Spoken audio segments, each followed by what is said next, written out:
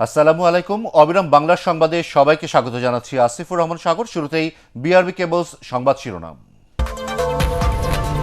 ১.৫ বছর পর আজ থেকে ঢাকা বিশ্ববিদ্যালয়ে সশরীরে ক্লাস শুরু, শিক্ষার্থীদের পদচারণায় মুখর ক্যাম্পাস।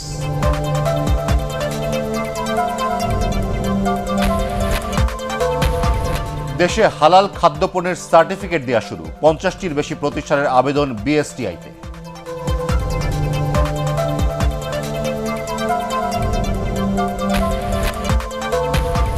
রাঙামাটির কাপ্তায়ে সন্ত্রাসীদের গুলিতে নিহত আওয়ামী লীগের ইউপিএ চেয়ারম্যান প্রার্থী নেতোহাই মারমা।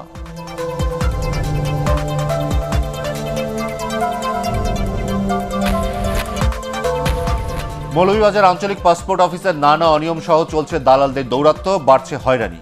অসাধু কিছু কর্মকর্তা কর্মচারীও দায়ী, অভিযোগ গ্রাহকদের।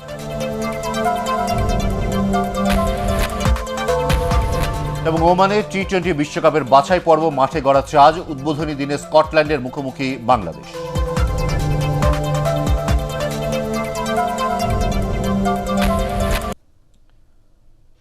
শুনছিলেন বিআরবি কেবলস সংবাদ শিরোনাম। এবারে বিস্তারিত। করোনা সংক্রমণের কারণে দীর্ঘ প্রায় ১.৫ বছর পর আজ শুরু হলো ঢাকা বিশ্ববিদ্যালয়ের সশরীরে ক্লাস ও পরীক্ষা কার্যক্রম। তাই শিক্ষক শিক্ষার্থীদের উপস্থিতিতে প্রাণবন্ত হয়ে উঠেছে প্রিয় বিদ্যাপীঠ। শিক্ষার্থীরা জানান, এতদিন অনলাইনে ক্লাস চলছিল, এবার সশরীরে ক্লাসে হাজির হতে পেরে তারা আনন্দিত।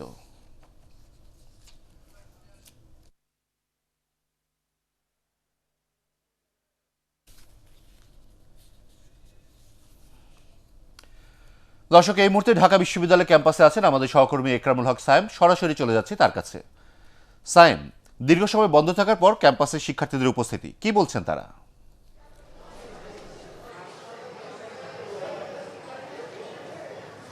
সাগর, আবারও পানোচ্ছর হচ্ছে এই ক্যাম্পাস।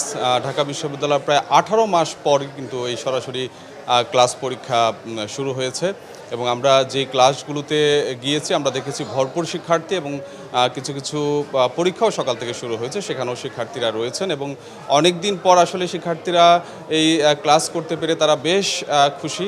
আপনি জানেন যে এর আগে 5 অক্টোবর হলও খুলে দেওয়া হয়েছে, 5 অক্টোবর এবং এরপরে 10 অক্টোবর হলে এসেছেন শিক্ষার্থীরা এবং হলের বাইরে যারা ছিলেন তারাও আজকে বিশ্ববিদ্যালয়ে এসেছেন এবং সকাল থেকে আসা শুরু করেছেন এবং বেলা যত বাড়বে তত শিক্ষার্থীদের পদচারণায় মুখর হবে এই ঢাকা বিশ্ববিদ্যালয় ক্যাম্পাস।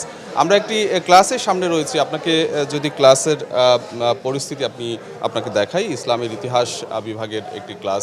আপনি দেখেন যে পুরো ক্লাসই একেবারে ভরপুর রয়েছে এবং প্রত্যেকের মুখেই মাস্ক রয়েছে, যদিও আসলে দূরত্ব বজায় রাখা অতটা হয়তো সম্ভব হয়ে ওঠেনি, কারণ আজকের এই প্রথম দিনে প্রায় সব শিক্ষার্থী এখানে এসেছেন। এই স্বাস্থ্যবিধি আসলে কতটা শেষ পর্যন্ত মানা যাবে সেটা নিয়ে আসলে সংশয় রয়েছে, প্রশ্ন রয়েছে। যদিও বলা হয়েছে যে আসলে যেই ক্লাসগুলোতে যে শিক্ষার্থী রয়েছে সেখানে হয়তো শিক্ষার্থীদের বিভক্ত করেও ক্লাস নেওয়া হতে পারে, অর্থাৎ যেই ক্লাসে 50 জন শিক্ষার্থী রয়েছে সেখানে হয়তো 25 জন করে আলাদা ক্লাসও নেওয়া হতে পারে। এখানে একজন শিক্ষক রয়েছেন, আমি তার সাথে একটু কথা বলতে চাই। আমরা দেখছি যে আজকে প্রথম দিনে বেশ ভরপুর শিক্ষার্থী। স্বাস্থ্যবিধি আপনারা কিভাবে প্রতিপালন করছেন? স্বাস্থ্যবিধি আমরা প্রতিপালন করছি। প্রথমেই এদেরকে আমরা আমাদের প্রক্টোরিয়াল বোর্ড থেকে বলা হয়েছে তারা স্যানিটাইজ করবে, ঘন ঘন হাত ধুবে, পরিষ্কার করবে এবং ওই যে মাস্কের ব্যাপারটা এটা বাধ্যতামূলক করা হয়েছে। এই দেখুন, ওই আমাদের ওখানে মাস্ক আছে, কেউ যদি মাস্ক না নিয়েও আসে যাতে তাকে মাস্ক পরানো হয় এবং এরা তো সবই শিক্ষিত ছেলেমেয়ে, এরা বুঝবে এবং তারা ওইভাবে যথারীতি স্বাস্থ্যবিধি পালন করছে। জি, আপনি শুনলেন। আমরাও দেখেছি যে আসলে যখন ক্লাসে ঢুকছে, ক্যাম্পাসে ঢুকছে, তখন কিন্তু প্রবেশ মুখে শিক্ষার্থীদেরকে তাদের তাপমাত্রা চেক করা হয়েছে এবং একই সাথে তারা স্যানিটাইজ করে এসেছেন। মাস্ক তো পরছেনই, কিন্তু আসলে ক্লাসে দূরত্ব বজায় রাখার বিষয়টিতে প্রশ্ন থেকে যায়, সেটি আসলে শেষ পর্যন্ত কতটা রাখা যাবে সেটি নিয়ে সংশয় রয়েছে। এবং আজকের দিনে ক্লাস পরীক্ষা সরাসরি শুরু করার যে বিষয়টি, এটি গত 7 অক্টোবর সিদ্ধান্ত নেওয়া হয়েছিল। মূলত বিশ্ববিদ্যালয় যে পরিকল্পনা নিয়েছে টিকার আওতায় শিক্ষার্থীদেরকে আনার, কমপক্ষে প্রথম ডোজ টিকা শতভাগ শিক্ষার্থী আজকের মধ্যে দিয়ে ফেলবেন, সেই পরিকল্পনার আলোকে মূলত আজকে এই সরাসরি ক্লাস এবং পরীক্ষার ব্যবস্থা করা হয়েছে। এবং এই কাজটি আসলে কতটা হয়েছে আমরা কিছুক্ষণ পর উপাচার্যের সাথে কথা বলবো, তার কাছ থেকে জানতে পারবো যে আসলে কত জন শিক্ষার্থী, অর্থাৎ কত ভাগ শিক্ষার্থী টিকার আওতায় এসেছেন। সাগর। আপনাকে ধন্যবাদ। হালাল খাদ্যপণ্যের সার্টিফিকেট দেওয়া শুরু করেছে বিএসটিআই। এরই মধ্যে আবেদন করেছে 50টির বেশি প্রতিষ্ঠান। রপ্তানিকারকরা বলছেন, মুসলিম দেশের পাশাপাশি অমুসলিম দেশগুলোতেও হালাল খাদ্যের চাহিদা বাড়ছে। বিএসটিআই থেকে সার্টিফিকেট দিতে পারলে রপ্তানি বাজার আরও সম্প্রসারিত হবে। রিপোর্ট করছেন মাহবুব কবির চপল।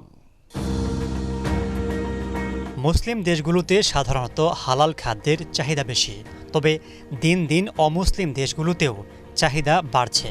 State of the global Islamic economic report বলছে, এখন বিশ্বব্যাপী হালাল খাদ্যের বাজার $1.7 ট্রিলিয়ন। বাংলাদেশে 700 ব্র্যান্ড হালাল পণ্য উৎপাদন করে, কিন্তু রপ্তানি করতে গেলে মধ্যপ্রাচ্য সহ অনেক দেশই এখন হালাল সার্টিফিকেট চায়। দেশে এ ধরনের কোনো প্রতিষ্ঠান না থাকায় বেশ ঝামেলা পোহাতে হয় রপ্তানিকারকদের। যদি ইন্দোনেশিয়া এবং মালয়েশিয়াতে কোনো এক্সপোর্ট করতে যান, অবশ্যই তাদের হালাল অথরিটি হচ্ছে জাকিম হালাল, ওখান থেকে সার্টিফিকেশন নিয়ে মালয়েশিয়াতে এক্সপোর্ট করতে হয়।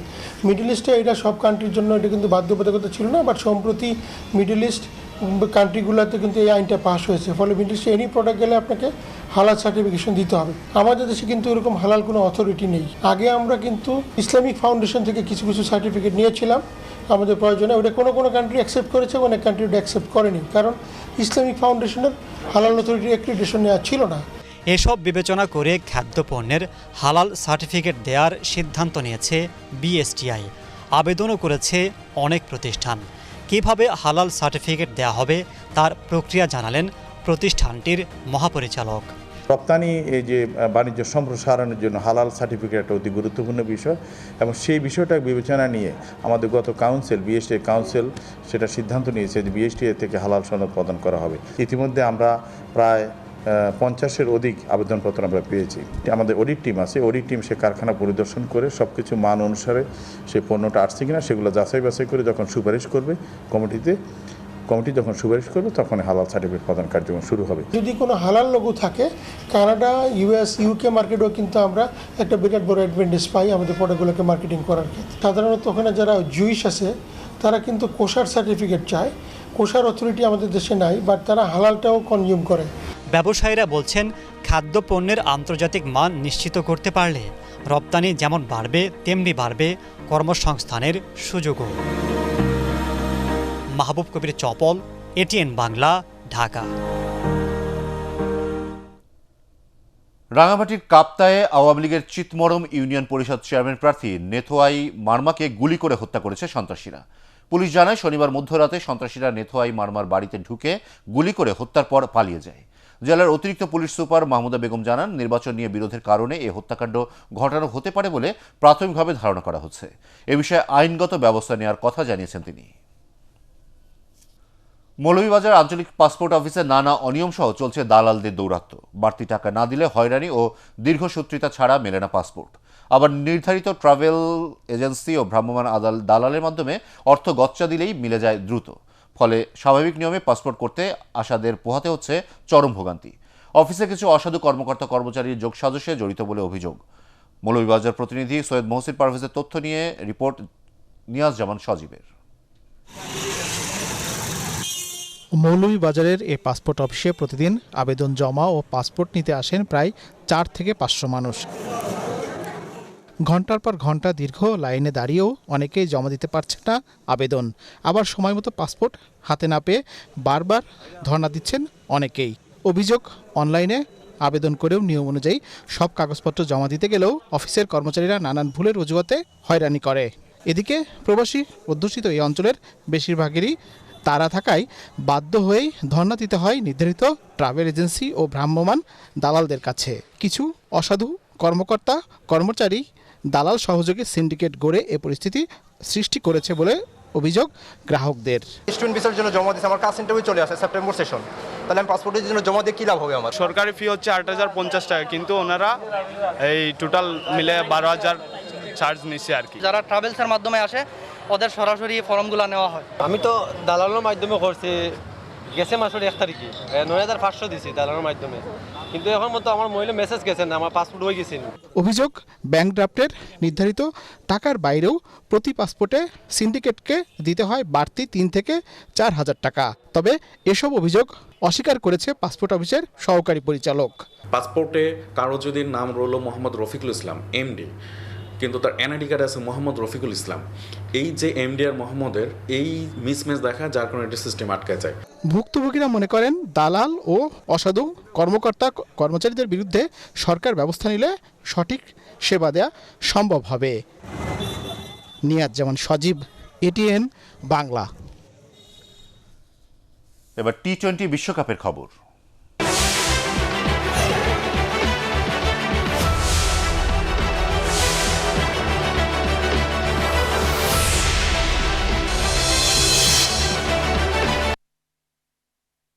ওমানে আজ মাঠে গড়াচ্ছে টি-20 বিশ্বকাপ ক্রিকেটের বাছাই পর্ব। মাস্কাটে বিকেল 4টায় উদ্বোধনী ম্যাচে পাপুয়া নিউ গিনির মুখোমুখি হবে স্বাগতিকরা। দ্বিতীয় ম্যাচে রাত 8টায় স্কটল্যান্ডের বিপক্ষে ম্যাচ দিয়ে বিশ্বকাপ মিশন শুরু করবে বাংলাদেশ। এর আগে দু দলের একমাত্র সাক্ষাতে জয় নিয়ে মাঠ ছাড়ে স্কটিশরা। এবছর ক্রিকেটের সংক্ষিপ্ততম এই ফরম্যাটে 16 ম্যাচ খেলে বাংলাদেশ জয় পেয়েছে 9টিতে, অন্যদিকে 5 ম্যাচ খেলে স্কটল্যান্ডের জয় 2 ম্যাচে। এসএম আশরাফের রিপোর্ট। বিশ্বকাপের আগে প্রস্তুতিমূলক 2 ম্যাচের 2টিতেই হার নিয়ে মাঠ ছাড়ে বাংলাদেশ।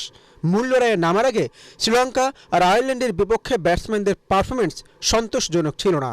স্কটল্যান্ডের বিপক্ষে ম্যাচের আগে বাংলাদেশ কোচ রাসেল ডোমিঙ্গো তাই অনুশীলন সেশনে শিষ্যদের ভুলগুলো শুধরে দিলেন।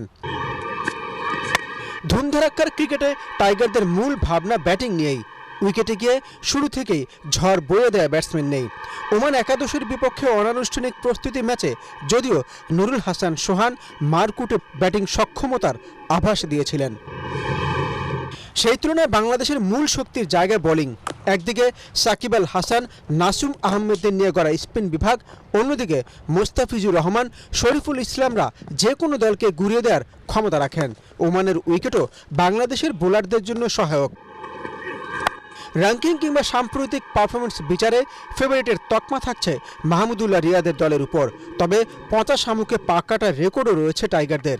2012 সালে দুদল একবারই মুখোমুখি হয়েছিল, সেবার জয় নিয়ে মাঠ ছাড়ে Scotland. SM Ashraf, ATN Bangla. বজ্রপাতের ক্ষয়ক্ষতি কমাতে তাল গাছ নির্ভরতা নয়, আধুনিক প্রযুক্তি ব্যবহারের জন্য প্রকল্প নিয়েছে সরকার। ডিবেট ফর ডেমোক্রেসি আয়োজিত ছায়া সংসদে দুর্যোগ ব্যবস্থাপনা ও ত্রাণ প্রতিমন্ত্রী ডক্টর এনামুর রহমান এই কথা জানান।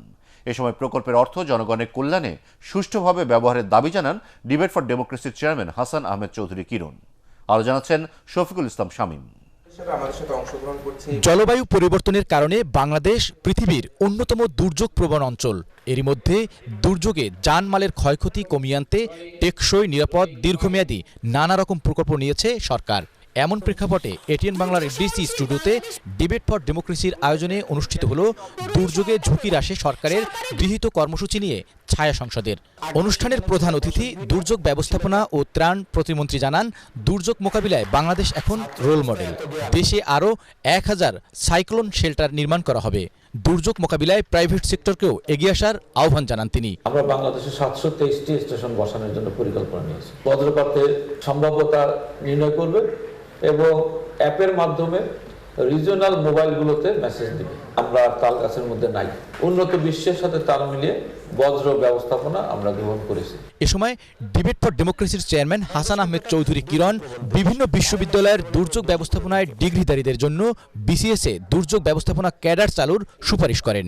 এছাড়া দ্রুততম সময়ে বজ্রপাতে হতাহতের সংখ্যা কমাতে বজ্র নিরোধক দণ্ড সারা দেশে স্থাপনের উপর জোর দেন তিনি। দুর্যোগ ব্যবস্থাপনা বিভাগে সারা দেশের মধ্যে যেসব শিক্ষার্থীরা লেখাপড়া করছেন তাদেরকে এই ধরনের বিভিন্ন কর্মসূচিতে যদি ইনভলভ করা যায় তাহলে সরকারেরও উপকার হবে এবং শিক্ষার্থীরাও কিন্তু নানাভাবে কাজ শিখতে পারবে। সরকার পদক্ষেপ গ্রহণ করছে যাতে এটা ধীর গতি না হয়, যত দ্রুত সম্ভব আমাদেরকে এই বজ্রপাতের হাত থেকে জনগণকে বাঁচানোর জন্য অ্যালার্মিং সিস্টেম এবং বজ্র নিরোধক দণ্ড ব্যবহার করার জন্য আমরা সুপারিশ করছি। এখানে সকলেই মিলে একটা জনসম্পৃক্ততা দরকার, সকলের অংশগ্রহণ দরকার। বাংলাদেশের সরকার যে রয়েছে, সরকারের একার পক্ষে সবকিছু করা সম্ভব নয়। বিতর্ক প্রতিযোগিতায় BGMEA university of fashion and টেকনোলজির বিতর্কিকদের হারিয়ে Bangladesh university of business and টেকনোলজির বিতর্কিকরা জয়লাভ করেন। শফিকুল ইসলাম শামীম, এটিএন বাংলা, ঢাকা। নিউ ইয়র্কের অড হ্যাভেনের একটি মিলনায়তনে অনুষ্ঠিত হলো বাংলাদেশের রোহিঙ্গা ইস্যু এবং এর সামাজিক অর্থনৈতিক প্রভাব শীর্ষক সেমিনার। স্থানীয় সময় শনিবার দুপুরে সেন্টার ফর এনআরবি উদ্যোগে আয়োজিত সেমিনারে যুক্তরাষ্ট্রের পেশাজীবী ও সামাজিক সংগঠনের নেতৃবৃন্দ অংশ নেন। এতে বক্তারা বলেন, রোহিঙ্গা সমস্যা সমাধানে শুধু বাংলাদেশ সরকারের একার দায়িত্ব নয়, প্রবাসী বাংলাদেশিরাও বিশ্বের বিভিন্ন দেশ থেকে ভূমিকা রাখতে পারে। এই সমস্যা সমাধানে আন্তর্জাতিক সম্প্রদায়ের জোরালো ভূমিকা ও জাতিসংঘের মাধ্যমে বহুপাক্ষিক সমাধানই কার্যকর পন্থা বলেও মত প্রকাশ করেন অনেক বক্তা। এবার আন্তর্জাতিক সংবাদ।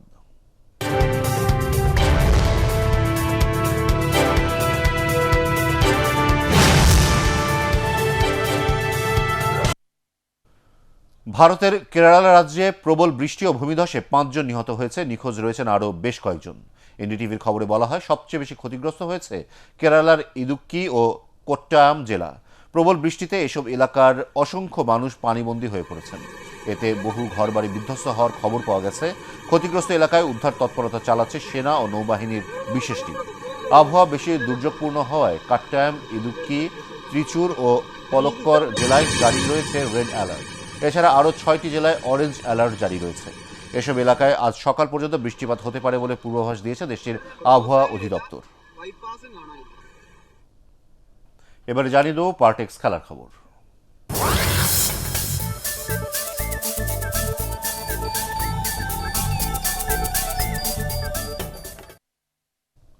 ইংলিশ প্রিমিয়ার লিগে ম্যানচেস্টার ইউনাইটেডকে 4-2 গোলে বিধ্বস্ত করেছে লেস্টার সিটি। কিং পাওয়ার স্টেডিয়ামে খেলার 19 মিনিটে শুরুতে রেড ডেভিলদের লিড এনে দেন গ্রিনউড। প্রথমার্ধে সেই গোল শোধ দেন টিলেমেন্স। দ্বিতীয়ার্ধে জেডন সানচো 78 মিনিটে ব্যবধান 2-1 করেন। এরপর রাশফোর্ড ম্যানইউকে সমতায় ফেরালেও 83 আর ইনজুরি সময় 2 গোল করে সোলশায়ারের দলকে হতাশ করে ফক্সম্যান। প্রিমিয়ার লিগের অন্যান্য ম্যাচে ম্যানচেস্টার সিটি 2-0 গোলে হারিয়েছে বার্নলিকে। এছাড়া ব্রেন্টফোর্ডের বিপক্ষে 1-0 গোলে জিতে টেবিলের শীর্ষস্থান ধরে রেখেছে চেলসি। আর রবার্তো ফিরমিনোর হ্যাট্রিকে ওয়াটফোর্ডকে 5-0 গোলে হারিয়েছে লিভারপুল। আবাহনীকে 3-0 গোলে হারিয়ে এসআইবিএল ক্লাব হকির শিরোপা জিতেছে মেরিনার ইয়ংস ক্লাব। মাওলানা ভাসানী হকি স্টেডিয়ামে অনুষ্ঠিত ফাইনালে 22 মিনিটে সোহানুর রহমান সবুজের গোলে এগিয়ে যায় মেরিনার। আক্রমণ পাল্টা আক্রমণের এই খেলার 53 মিনিটে আবাহনীর গোলের দাবিতে 20 মিনিট বন্ধ হচ্ছিল খেলা। পরে খেলা শুরু হলে আক্রমণের ধার বাড়ায় মেরিনার।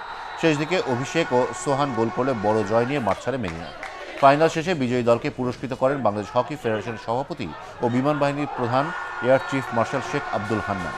স্পন্সর প্রতিষ্ঠান সোশ্যাল ইসলামী ব্যাংক লিমিটেডের ব্যবস্থাপনা পরিচালক ও প্রধান নির্বাহী কাজী ওসমান আলী, ডেভেলপমেন্ট পার্টনার ওয়ালটনের জ্যেষ্ঠ নির্বাহী পরিচালক FM ইকবাল বিন আনোয়ার এবং মিডিয়া পার্টনার ATN বাংলার চেয়ারম্যানের উপদেষ্টা মীর মোতাহার হাসান এই সময় উপস্থিত ছিলেন। শেষ করার আগে BRB কেবলস সংবাদ শিরোনাম আরও একবার। 1.5 বছর পর আজ থেকে ঢাকা বিশ্ববিদ্যালয়ে সশরীরে ক্লাস শুরু, শিক্ষার্থীদের পদচারণায় মুখর ক্যাম্পাস।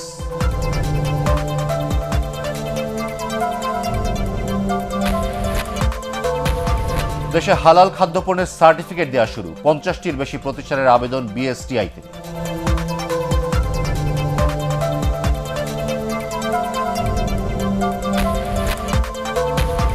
রাঙ্গামাটির কাপ্তায়ে সন্ত্রাসীদের গুলিতে নিহত আওয়ামী লীগের ইউপি চেয়ারম্যান প্রার্থী নেতোহাই মার্মা।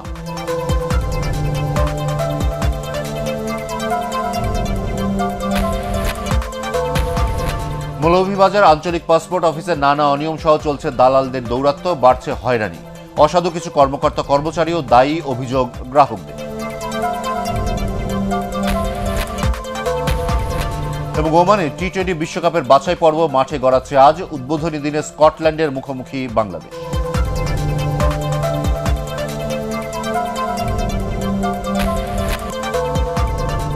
পরবর্তী সংবাদ দেখার আমন্ত্রণ জানিয়ে এখনকার মতো শেষ করছি। করোনা ভাইরাস থেকে নিজেকে সুরক্ষিত রাখতে মাস্ক পরুন, বারবার হাত পরিষ্কার করুন। ATN বাংলা সংবাদ ইউটিউবে দেখতে ব্রাউজ করুন youtube/ATN বাংলা।